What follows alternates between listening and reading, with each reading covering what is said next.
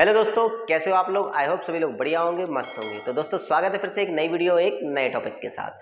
तो आज का जो टॉपिक है दोस्तों प्रोनाउन है। कल हमने नाउन समझाया था क्लियरली, आज हम उसी आसान भाषा के साथ आपको प्रोनाउन चैप्टर क्लियर करवाएंगे। तो दोस्तों ये आपके लिए बहुत ही ज़्यादा इंपॉर्टेंट हो सकता है, क्योंकि ये यूपी बोर्ड में तो आता ही है कई चैप्टर आपको समझाने के लिए, ग्रामर से रिलेटिव, और कंपटीशन में तो आपको काफ़ी हद तक देखने को मिल सकता है। तो हम सरल भाषा में और आसान तरीके से आपको समझाने की कोशिश करेंगे।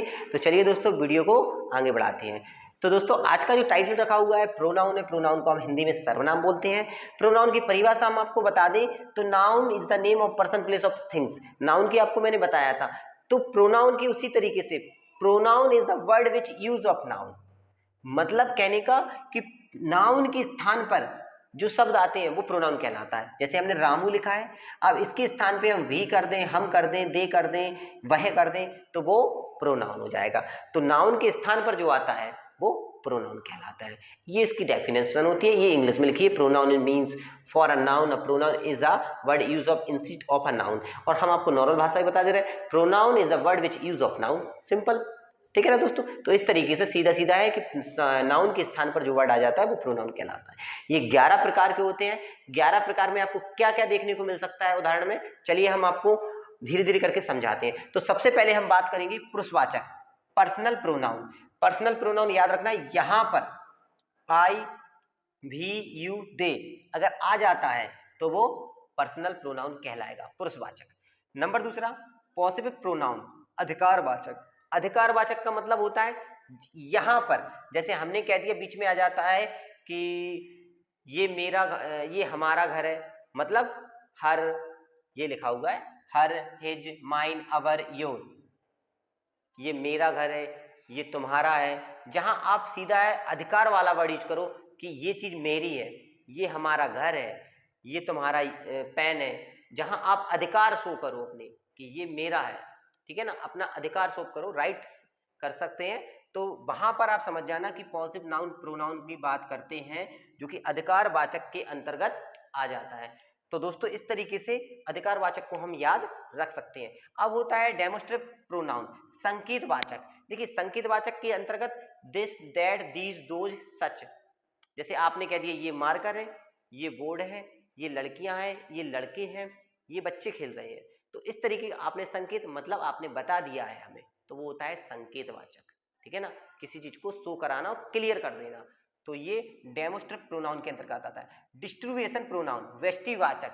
यहां पर बात करेंगे जैसे प्रत्येक व्यक्ति, ना तो, आइदर या तो, नाइदर ना तो, each, either, each, either, neither, इस प्रकार के वर्ड आते हैं। तो वहां पर हम डिस्ट्रीब्यूशन प्रोनाउन का यूज करते हैं। रेसिप्रोकल प्रोनाउन, परस्परिक संबंध। अब जैसे ईच अदर, हम और तुम, या one other, each other, relative संबंध की बात जहां पर हम करते हैं, जैसे ईच अदर, ईच, जैसे हम वहां पर गए ईच एवरीवन, ईच अदर, प्रत्येक व्यक्ति वहां पर साथ साथ थे। तो इस तरीके के वर्ड होते हैं, तो रेसिप्रोकल प्रोनाउन के अंतर्गत आते हैं। अब रिफ्लेक्सिव प्रोनाउन, रिफ्लेक्सिव प्रोनाउन मतलब होता है निजवाचक। जहां पर आप बात करोगे my self, your self, it self, him self, ठीक है ना, मैं स्वयं वहां जाऊंगा, ठीक है ना, मैं स्वयं अपना काम करूंगा, ये हमारे द्वारा ही होगा। तो आप जहां सेल्फफुल वर्ड यूज करते हैं, जहां निजवाचक वर्ड यूज करते हैं, वहां पर सेल्फफुल वाला वर्ड आ जाए। सेल्फ याद रख लेना आप, my self, it self, your self. तो वहां पर रिफ्लेक्सिव प्रोनाउन की बात करेंगे दोस्तों। अब हम बात करते हैं एम्फेटिक प्रोनाउन की, दबाववाचक। तो ये 6 वाला रूल और 7 वाला जो पार्ट्स होते हैं, जो इसके भाग हैं, जैसे कि 11 पार्ट्स काइंड प्रकार के होते हैं, तो 6 वाला और 7 वाला सेम होता है दोस्तों, याद रखना। और 8वां जी, अब हम आपको बता दें 8, 9, 10, 11, ये बहुत ज्यादा सरल है। क्यों?